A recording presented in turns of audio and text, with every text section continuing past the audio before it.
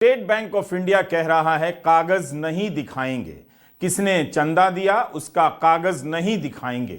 आपको याद होगा 2019 के साल में सरकार के मंत्री कहा करते थे कागज तो दिखाना ही पड़ेगा, लेकिन जब इलेक्टोरल बॉन्ड का कागज दिखाने की बारी आई तो सांसें अटक गई हैं। जिद पर अड़े नजर आते हैं कि कागज दिखाएंगे ही नहीं।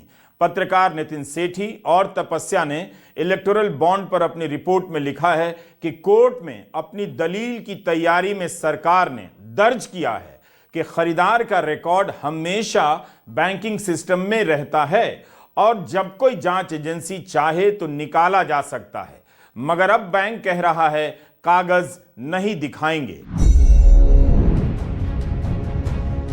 चुनावी चंदों पर नजर रखने वाली संस्था एडीआर ने सुप्रीम कोर्ट में याचिका दायर कर दी है।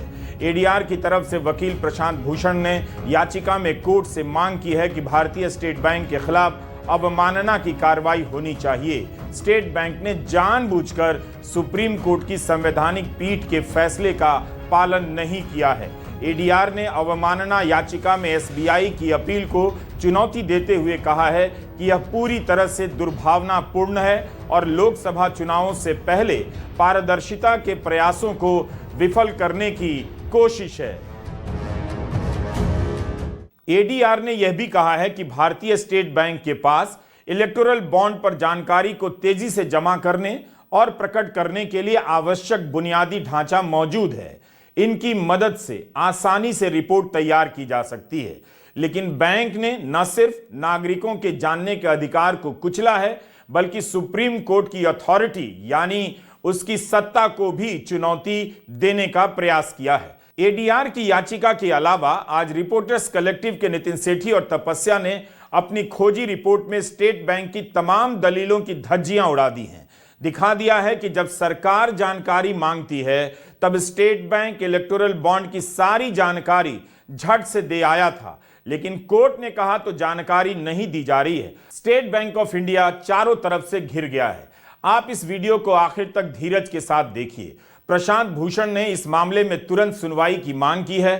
हो सकता है कि अगले सप्ताह की कोई तारीख मिल जाए। आखिर इतने बड़े बैंक की साख किसके लिए दांव पर लगाई जा रही है? 15 फरवरी को फैसला आने के बाद से केंद्र सरकार चुप हो गई, स्टेट बैंक चुप हो गया। बैंक की बोली फूटी है तो सिर्फ इतनी कि अभी नहीं, 136 दिनों के बाद जानकारी देंगे।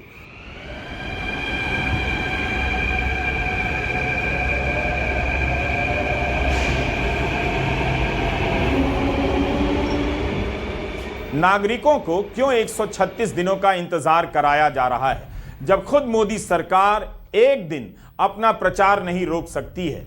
ऐसा घनघोर प्रचार चल रहा है कि लगता है अब कोई खाली जगह नहीं बची है।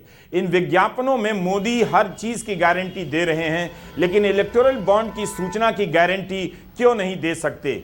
नागरिक संगठन जिस सूचना के लिए 2018 से लड़ रहे हैं, उन्हें अगर तय समय पर सूचना नहीं मिलेगी, जनता को सूचना नहीं मिलेगी, तब फिर सुप्रीम कोर्ट के आदेश का और 136 दिनों के बाद आने वाली सूचनाओं का क्या महत्व रह जाएगा? सरकार अपने काम के बारे में प्रचार क्या एक दिन भी रोक सकती है? जब वो नहीं रोक सकती, तब फिर नागरिक 136 दिनों तक क्यों इंतजार करें?